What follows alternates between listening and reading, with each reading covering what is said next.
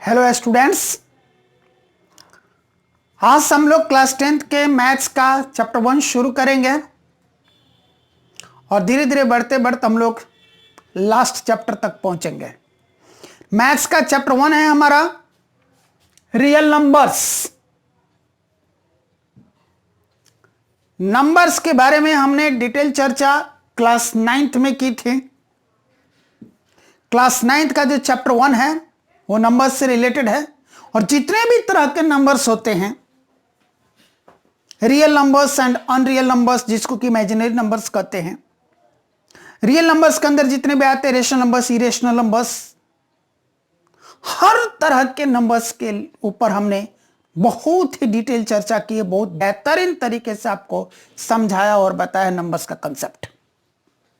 तो इस पार्ट पर बेटर कमांड करने के लिए जरूरत है कि आप 9th का चैप्टर 1 का जो वो इंट्रोडक्शन पार्ट है, जिसमें नंबर्स की डिटेल्स आपको समझाई, हमने नंबर्स का डेफिनेशंस के बारे में बताया, नंबर्स का कंसेप्ट क्लियर आउट किया हुआ है। सिर्फ और सिर्फ उस क्लास को एक बार रिवाइज करने की जरूरत है। अगर आप उसको रिवाइज करके तब इस चैप्टर को पढ़ेंगे तो बेटर अंडरस्टैंडिंग आएगी, अदरवाइज अंडरस्टैंडिंग में कमी हो सकती है। हमने आपके ऐप में उस टीचिंग वीडियो का, जिस टीचिंग वीडियो में हमने नंबर्स का इंट्रोडक्शन दिया है, नंबर्स की डिटेल्स आपको समझाया है, वो हमने आपके इस क्लास के ऐप में भी लिंक डाल दिया है। तो सबसे पहले आप उस लिंक की मदद से उस टीचिंग वीडियो को थोरोली वॉच करें, लिसन करें, उसको समझें और तब इस वाले टीचिंग वीडियो को आप देखें और यहां से सीखें। तो हम बात करते हैं कि चैप्टर 1 में रियल नंबर जब हम पढ़ने जा रहे हैं तो पहला हमारा एक टॉपिक है, वो है Euclid's division lemma. Mister Euclid एक मैथमेटिशियंस थे और उन्होंने डिवीजन को लेकर के एक थ्योरम बनाया, एक रूल बनाया। उसी थ्योरम को, उसी रूल को हम लोग यूक्लिड्स डिवीजन लेमा के नाम से जानते हैं। हालांकि इस यूक्लिड्स डिवीजन लेमा का यूज हम लोग काफी समय से, कई क्लास पीछे से करते हुए आ रहे हैं, पर उस वक्त हमें यह नाम नहीं बताया गया था कि ये जिस फॉर्मूले का या जिस थ्योरम का यूज हम कर रहे हैं, इसका नाम यूक्लिड्स डिवीजन लेमा है। आज हम लोग उसको जान लेंगे। आइए हम एक एग्जांपल लेते हैं और यहां हमारे पास एक नंबर है 7 और इस नंबर से एक नंबर है 50 को हम लोग डिवाइड करते हैं। 7 से 50 को डिवाइड करेंगे तो 7 7 जा 49, यही होता है। इन दोनों को मल्टीप्लाई करके यहां लिखा जाता है, तो 7 7 जा 49 हमने लिखा। यहां पर डिवीजन में एक ऐसा नंबर लेना होता है जिस नंबर से अगर इस नंबर को मल्टीप्लाई किया जाए तो जो आंसर आए वो यहां दिए गए नंबर से या तो छोटा हो या इस नंबर के इक्वल हो, और छोटा हो तो जस्ट छोटा हो, बहुत ज्यादा छोटा नहीं, जस्ट छोटा। यानी कि उसके बाद एक ऐसा नंबर जिसके बाद ठीक अगला नंबर लेते हैं, नेक्स्ट नंबर लेते हैं, उस नंबर से अगर इसको मल्टीप्लाई करें तो जो आंसर है वो इस नंबर से बड़ा हो जाए, वैसा वाला नंबर लेना है। जैसे हमने अगर 6 लेते तो 7 6 जा 42, 42 तो 50 से बहुत छोटा हो जाता है, जस्ट छोटा नहीं है, बहुत छोटा है। और अगर इसके ठीक बाद वाला नंबर ले रहे 8 तो 7 8 जा 56, इससे बड़ा हो गया ना। जस्ट 7 के बाद वाला जब नंबर 8 ले रहे हैं तो 8 7 जा 56, इससे बड़ा हो जा रहा है। इसका अर्थ है कि हमको 7 ही लेना है, तो इसको मल्टीप्लाई करके यहां पर लिखा जाता है। तो 7 7 जा क्या लिखा हमने 49। इसके बाद क्या करते हैं, इस नंबर में से इस नंबर को माइनस करके लिखते हैं। 50 माइनस 49 1 आ गया। एक बार मैं इसको रब करके फ्रेश लिख दे रहा हूं आपके बेटर अंडरस्टैंडिंग के लिए और क्लियरिटी के लिए। तो मैंने एक नंबर लिया यहां पर 7 और 7 से हम डिवाइड कर रहे हैं 50 को। 7 7 जा 49, 50 माइनस 49 1। अब यहां पर जिस नंबर से हमने डिवाइड किया उसको बोलते हैं डिवाइजर। क्या बोलते हैं उसको? डिवाइजर। जिस नंबर को हमने डिवाइड किया डिवाइजर से उस नंबर को बोलते हैं डिवाइडेंड। कई लोग इसको डिविडेंड भी पढ़ते हैं, कई लोग इसको डिवाइडेंड भी पढ़ते हैं। तो आप डिविडेंड पढ़िए चाहे डिवाइडेंड पढ़िए। इस जिससे हमने डिवाइड किया वो है डिवाइजर, और डिवाइजर से जिसको डिवाइड किया वो है डिवाइडेंड, और डिवाइजर से डिवाइडेंड को डिवाइड करने के बाद यहां जो हमको आंसर मिला इसको बोलते हैं कोशिएंट, और यहां जो बच गया इसको बोलते हैं रिमाइंडर।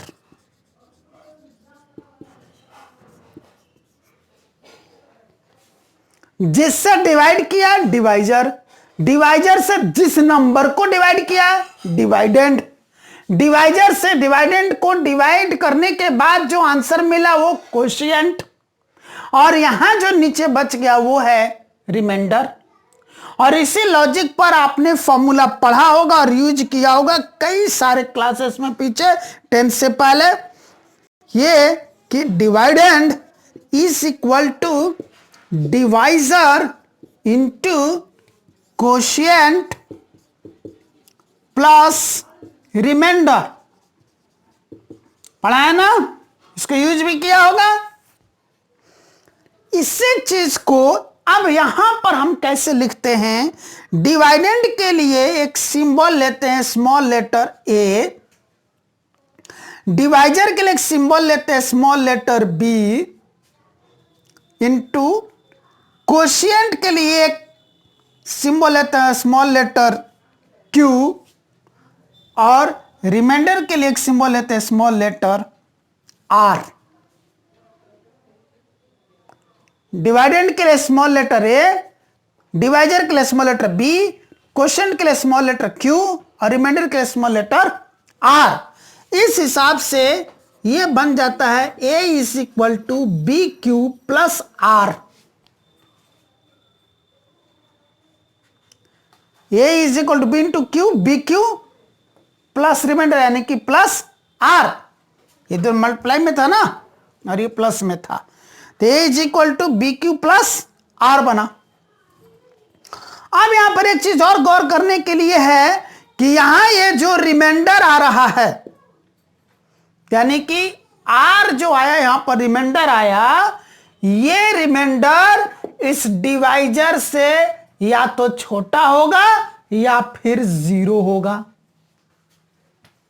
रिमाइंडर क्या होगा? हमेशा रिमाइंडर या तो 0 होगा या फिर डिवाइजर से छोटा कोई नंबर होगा। वो कभी भी डिवाइजर के इक्वल नहीं होगा, डिवाइजर के बराबर नहीं होगा। ये ध्यान देना है। यानी कि यहां रिमाइंडर की जगह अगर हमारा डिवाइजर 7 है तो रिमाइंडर की जगह यहां 0 आएगा, 1 आ सकता है, 2 आ सकता है, 3 आ सकता है, 4 आ सकता है, 5 आ सकता है, 6 आ सकता है, लेकिन 7 नहीं आ सकता, 8 नहीं आ सकता, 9 नहीं आ सकता, 10 नहीं आ सकता। रिमाइंडर जब भी आएगा या तो 0 आएगा या फिर डिवाइजर से छोटा कोई नंबर आएगा, डिवाइजर के बराबर या उससे बड़ा कोई नंबर नहीं आएगा।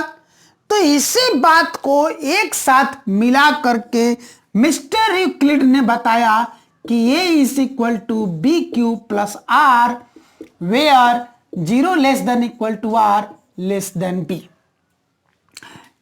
यही है हमारा Euclid's division lemma. Euclid's division lemma. अब ये क्या करें Euclid's division lemma? A is equal to B Q plus R where 0 less than equal to R less than B. मतलब dividend is equal to divisor into quotient plus remainder where 0 is less than equal to remainder less than divisor. Means ये जो reminder आएगा या तो 0 होगा या फिर 0 से बड़ा कोई नंबर होगा बट डिवाइजर से छोटा होगा। ये चीज अब इस चैप्टर में इस यूक्लिड्स डिवीजन लेमा का यूज करेंगे हम लोग HCF निकालने के लिए। क्या निकालने के लिए? HCF, जिसका फुल फॉर्म हो गया highest common factor. H for highest, C for common, F for factor. इसी को हम लोग GCD भी बोलते हैं, जिसका फुल फॉर्म होता है ग्रेटेस्ट कॉमन डिवाइजर। G से ग्रेटेस्ट, C से कॉमन, D से डिवाइजर। इसका अर्थ समझें, हाईएस्ट का अर्थ हो गया सबसे बड़ा, कॉमन का अर्थ हो गया जो कॉमन है, यानी कि जो भी नंबर्स दिए गए हैं, से फॉर एग्जांपल 10, 18, 24, 38, इस तरह से ये जितने भी नंबर्स दिए गए हैं, 2 होंगे या 2 से अधिक नंबर्स दिए गए होंगे, 2 और मोर देन 2 नंबर्स दिए गए होंगे, ये जो भी जितने भी नंबर्स दिए गए हैं, इन सभी नंबर्स के फैक्टर्स ले लेंगे।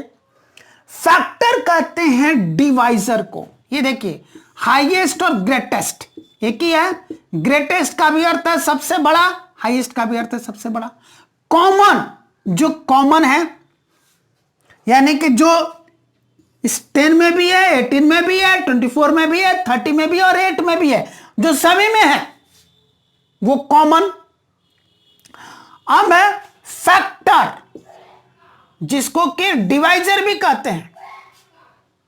फैक्टर क्या है? वो नंबर जिस नंबर से गिवन नंबर डिवाइड हो जाता है, वो नंबर जिससे गिवन नंबर कंप्लीटली डिवाइड हो जाता है। यानी कि गिवन नंबर को समय से जब डिवाइड करते तो रिमाइंडर 0 आ जाता है, कंप्लीट डिवाइड हो जाता है। उस नंबर को गिवन नंबर का फैक्टर कहते हैं।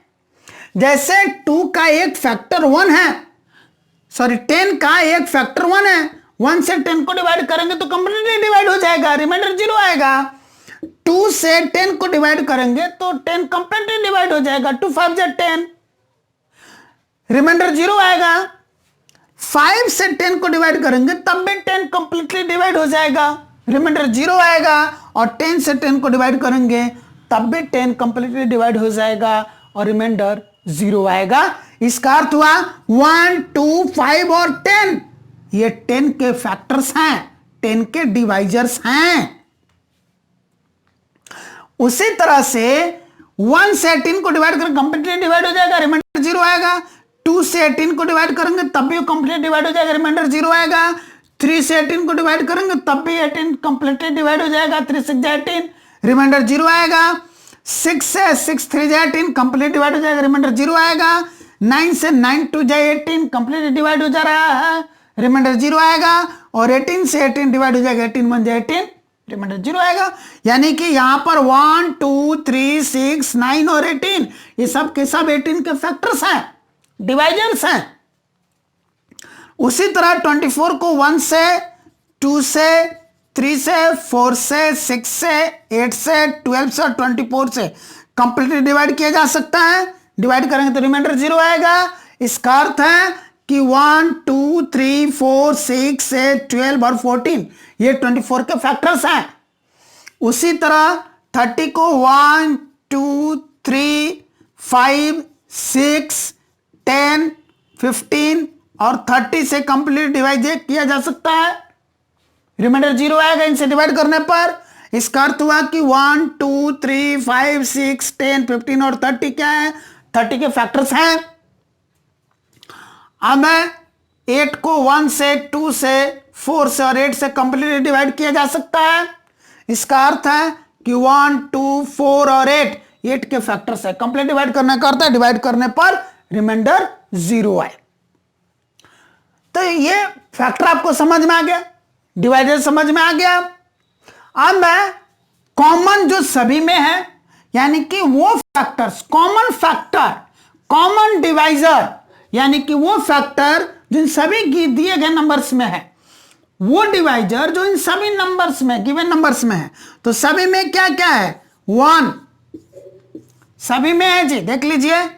2 ये भी सभी में है। 3 सभी में नहीं है, इसमें है, इसमें नहीं है और इसमें भी नहीं है। 5 इसमें लेकिन इसमें नहीं है, इसमें है उसमें नहीं है।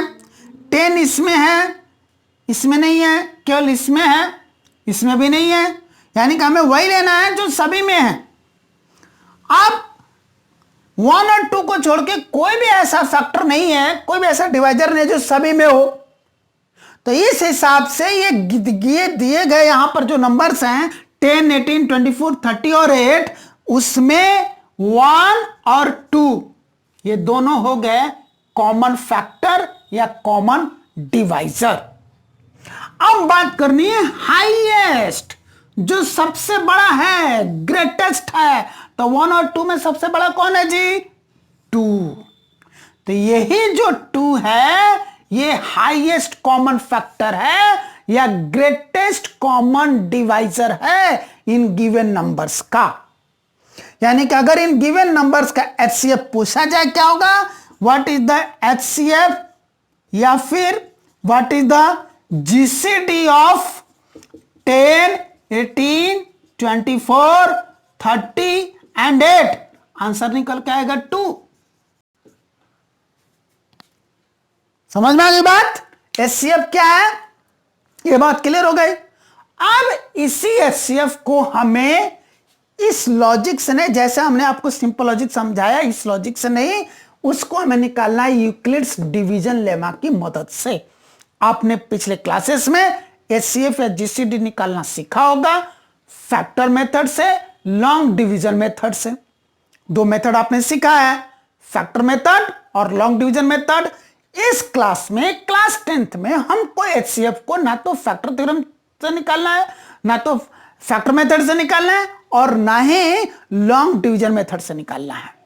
फिर किससे निकालना है एचसीएफ और जीसीडी? हमको निकालना है यूक्लिड्स डिवीजन लेमा से। आइए कैसे निकालते, इसको आप एग्जांपल लेकर के हम लोग सीखते हैं। बुक में जो एग्जांपल दिया है 1, उसी एग्जांपल 1 को ले लेते हैं और उसी से हम लोग सीखते हैं कि यूक्लिड्स डिवीजन लेमा का यूज करके हम कैसे एचसीएफ कैलकुलेट करेंगे।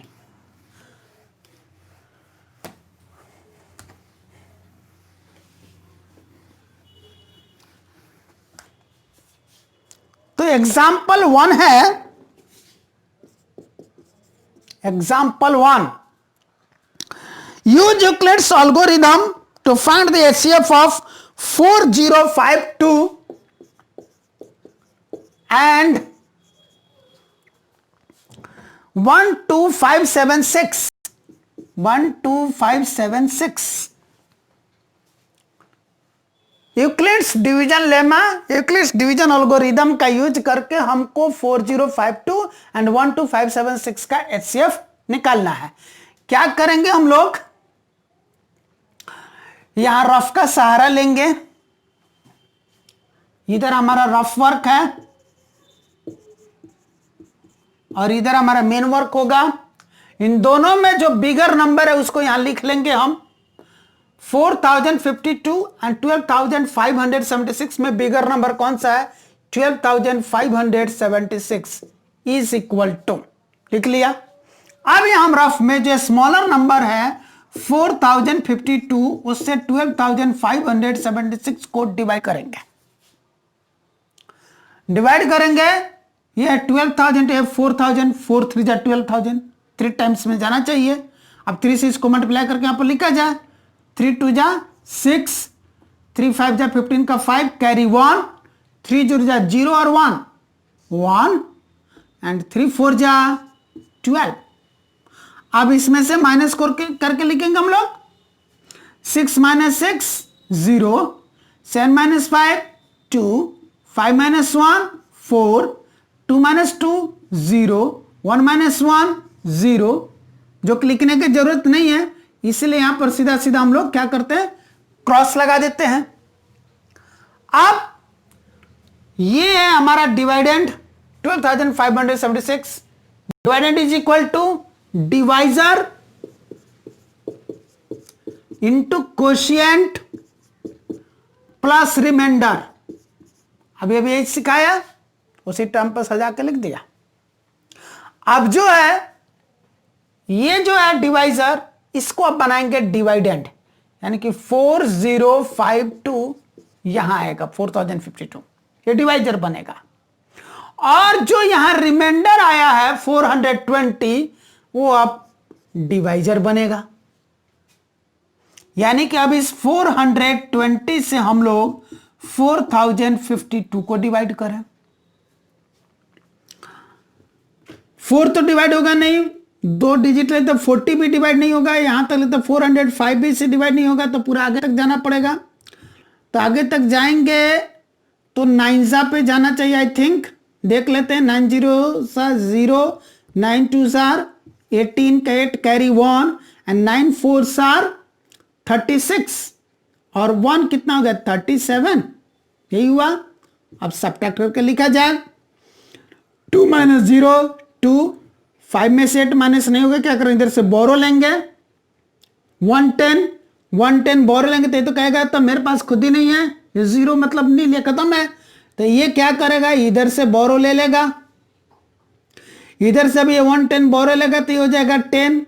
तो फिर ये इसको बोरो देगा 110, तो ये हो जाएगा 15, 15 - 8 7, यहां कितना बच गया 9, 9 - 7 2, और यहां बच गया 3, 3 - 3 0, जो कि लिखने की जरूरत नहीं है, इसीलिए यहां पर हम लोग क्रॉस भी लगा देते हैं।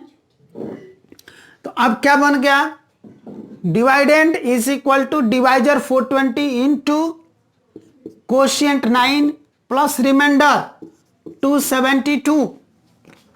नेक्स्ट टाइम क्या होगा, ये जो 420 यहां पर डिवाइजर था, अब वो आकर के यहां पर बन गया डिवाइडेंड, और यहां जो 272 रिमाइंडर था वो आकर के बन गया डिवाइजर। अब इस 272 से हम लोग इस 420 को डिवाइड करें, वन टाइम में ही जाएगा ये 272। सब्ट्रैक्ट करके लिखा जाए। बोरो लेंगे 10 - 2 8, यहां बचा 1, इधर से बोरो लेंगे 11 - 7 4, यहां बचा 3 - 2 1, यानी कि होगा 272 into 1 plus 148। Dividend equal to divisor into quotient plus remainder. उसी लॉजिक पर हम बार बार अरेंज कर रहे हैं इसको। अब ये 272 यहां आकर के डिवाइडेंड बनेगा, 148 डिवाइजर बनेगा। इस 148 से हम 272 को डिवाइड करेंगे, वन टाइम पे ही जाएगा 148। सब्ट्रैक्ट करेंगे, बोरो लिए 12 - 8 4, यहां बच गया 6 - 4 2, 2 - 1 1। अब क्या बन गया, ये 272 is equal to 148 into 1 plus 124। अब क्या होगा, ये 142 यहां 148 यहां आएगा, यहां से यहां आकर के डिवाइडेंड बनेगा, और 124 यहां करके डिवाइजर बनेगा। अब हम लोग 124 से 148 को डिवाइड करेंगे, ये भी वन टाइम पे जाएगा। 124 148 माइनस 124 कितना 24 आएगा ना। तो क्या बना, dividend 148 is equal to divisor 124 into quotient 1 plus remainder 24। अब ये 124 आकर के यहां पर बनेगा डिवाइडेंड, और 24 आकर बनेगा कोशिएंट, सॉरी डिवाइजर।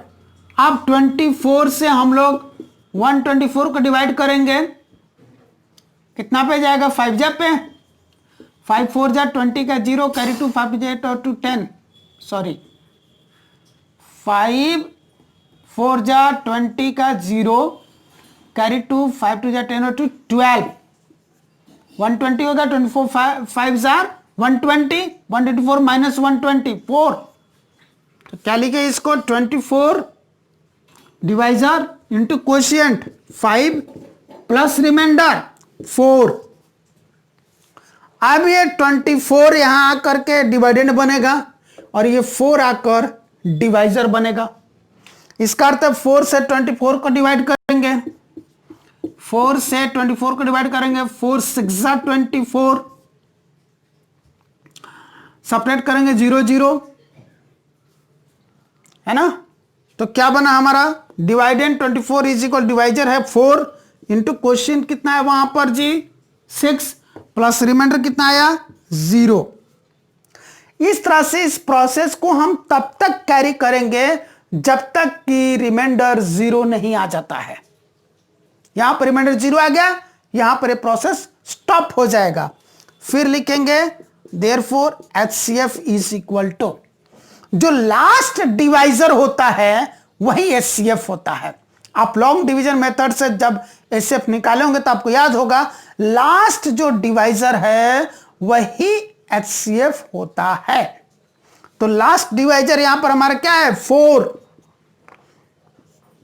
देख रहे हैं यहां पर लास्ट डिवाइजर क्या है 4, यही 4 हमारा HCF हो गया। ये हमारा आंसर बना। क्लियर है। तो इसी बेसिस पर आपको अब खुद सॉल्व आउट करने हैं कौन कौन से क्वेश्चन। एक बार फिर से इस चैप्टर का होमवर्क दे रहा हूं मैं आपको। एग्जाम्पल 1 प्रैक्टिस करनी है, जो अभी अभी यहां पर आपको प्रैक्टिस करके दिखाया। इसके बाद है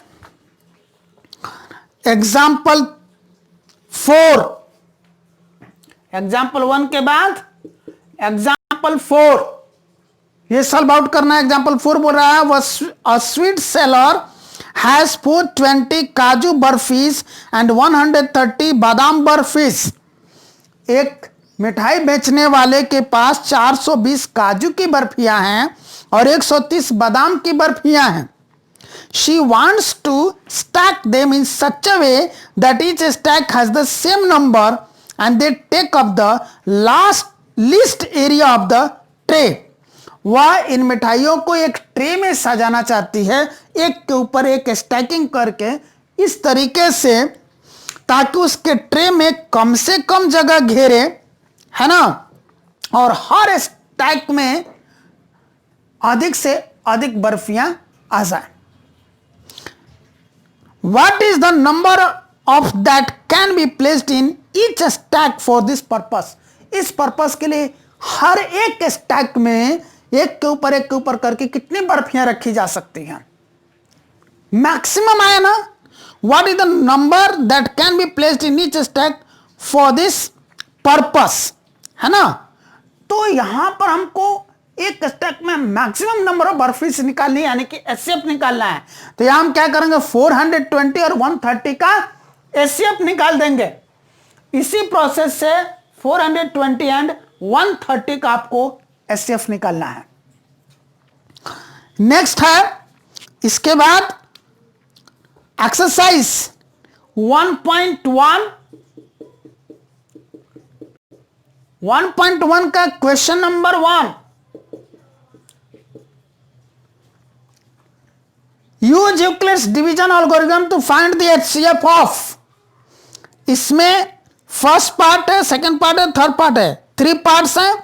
तीनों ही पार्ट्स में HCF निकालना है। फर्स्ट पार्ट में 135 एंड 225 का, सेकंड पार्ट में 196 एंड 38,220 का, और थर्ड पार्ट में 867 एंड 255 का। सेम प्रोसेस यूज करके आपको ये कैलकुलेट करना है इसके तीनों के तीनों part, first, second and third. फिर इसी एक्सरसाइज का नेक्स्ट क्वेश्चन आएगा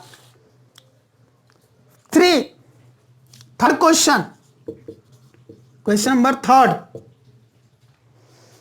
इसमें क्या है, an army contingent of 616 members is to march behind an army band of 32 members in a parade.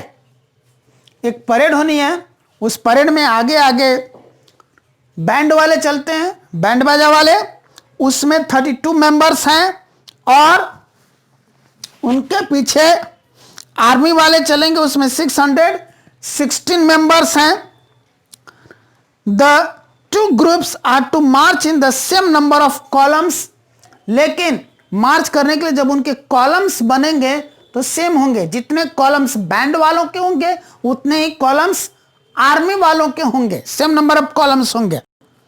What is the maximum number of columns in which they can march, तो इससे maximum number of column कितना होगा, यानी कि highest number of column कितना होगा, greatest number of column कितना होगा, इसी से इंडिकेशन मिला। हाईएस्ट एचसीएफ, ग्रेटेस्ट जीसीडी, यानी कि यहां पर एचसीएफ और जीसीडी निकालने के लिए कहा जा रहा है। तो इस क्वेश्चन में आपको 616 एंड 32 का एचसीएफ निकाल देना है इसी मेथड से, यूक्लिड्स डिवीजन लेमा का यूज करते हुए। तो ये आपके होमवर्क हो गए, इसको कंप्लीट करके आप ऐप पे अपलोड करें, हम उसको चेक करके भेजेंगे। आपको किसी भी तरह का कोई भी डाउट है, कंफ्यूजन है, तो आप बेझिझक उसको हमसे क्लियर आउट करें। क्लियर करने के लिए आपके पास कई सारे ऑप्शंस हैं। आप हमको एसएमएस कर सकते हैं, आप हमको व्हाट्सएप कर सकते हैं, आप हमको ऑडियो कॉल कर सकते हैं, आप हमको वीडियो कॉल कर सकते हैं। इन केस ऑडियो कॉल या वीडियो कॉल किसी मोमेंट पे नहीं लग रहा है, हो सकता है नेटवर्क नहीं हो सकता है कि उस वक्त मैं टीचिंग वीडियो बना रहा हूं जिसकी वजह से मेरा मोबाइल फोन फ्लाइट मोड में हो, तो आपने सिंपली क्या करना है, अपने डाउट को मैसेज या व्हाट्सएप कर देना है। जैसे नेटवर्क आएगा या आउट ऑफ फ्लाइट मोड में मोबाइल को करूंगा, वैसे ही वो मुझे विजिबल होगा और मैं अकॉर्डिंगली आपके उस डाउट को क्लियर करूंगा। जरूरत पड़ी तो मैसेज के थ्रू आपको क्लियर कर दूंगा, व्हाट्सएप के थ्रू क्लियर कर दूंगा, या अगर बोलकर समझाने की जरूरत पड़ी मैं ऑडियो कॉल करके आपको बोल के समझा दूंगा। कुछ दिखाकर और बोलकर समझाने की जरूरत पड़ी तो मैं आपको वीडियो कॉल करके आपको बोलकर दिखा के उस डाउट को क्लियर कर दूंगा। ये अब तक है कि आप शर्माए नहीं, हिचकिचाए नहीं, झिझके नहीं, आप अपने ईच एंड एवरी डाउट को हमसे क्लियर आउट करें। Thank you.